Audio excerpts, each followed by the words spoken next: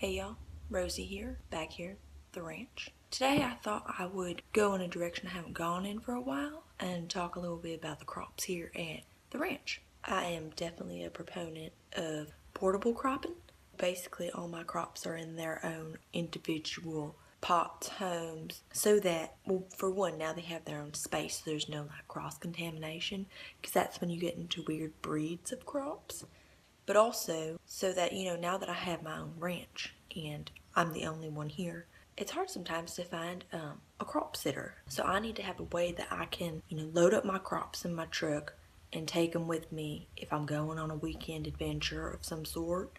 And I don't have to worry about finding anybody to help out. It's pretty much a one-man show, one-man crop show. So, it has its challenges, but I definitely say it's worth the challenge. Check it out.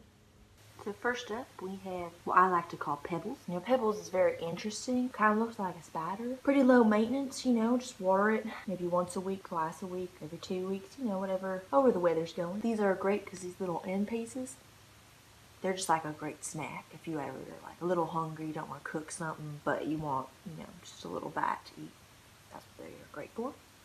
Next up, we have what's called romantically Fenestraria, or as they're commonly called, baby toad. And now these little guys, they're great. If you're thirsty, you can just break one of these little guys off and have a little bit of water. Next up, we have what's called Crassula Thomson, and that's just, creative little name. These are also just like great for snacking on as well. Just break off one of these little guys. Next up, we have what I like to call the Death Eater. And now, basically, this little guy, he's a huge help. If you ever come in contact with something deadly, like a poison, spider bite, just break off one of these little guys. And it's an antidote for everything. So, it's very convenient to have. Over here, we have lizard cactus. And this guy does real well in the sun. I think he's been a little cold, so he has a little bit of a fur now. But, I try to make sure that he stays quite warm. Otherwise, I know how I get when I'm cold, and it's just not pretty, not nice, It's almost like when I'm hungry, low blood sugar, low heat, same thing. Now this little guy, this one's called the Zebra Hayworthia, and now this one's really just like for show. It may look like an aloe vera plant, but I've tried putting it on my sunburn, and it just made me blisters. So I'm trying real hard, just to take her for what she is, which is not good for much, except to look at. And she is that for sore eyes. And over here, this is one called the 4-leaf clovers, and that's because there's multiple on it, and as you can tell, it just looks like a little 4-leaf clover.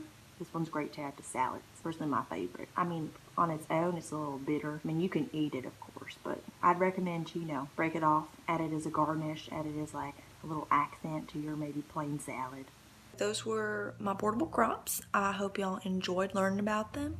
If you have any more questions about them, please let me know. Leave a comment and I can give you more information about, the crops I have, portable cropping. Also, if you have any crops of your own and you're not sure what they're good for, just send me a picture. And if I don't know what it is, I can definitely talk to Farmer Ellen and Farmer Ted, and they probably will know. But yeah, so I hope y'all have enjoyed this video. On another note, I just wanted to stress that I'm not upset with Madeline for her hijacking or whatever. And I just want to stress that again. I know that she seems to think I do mind.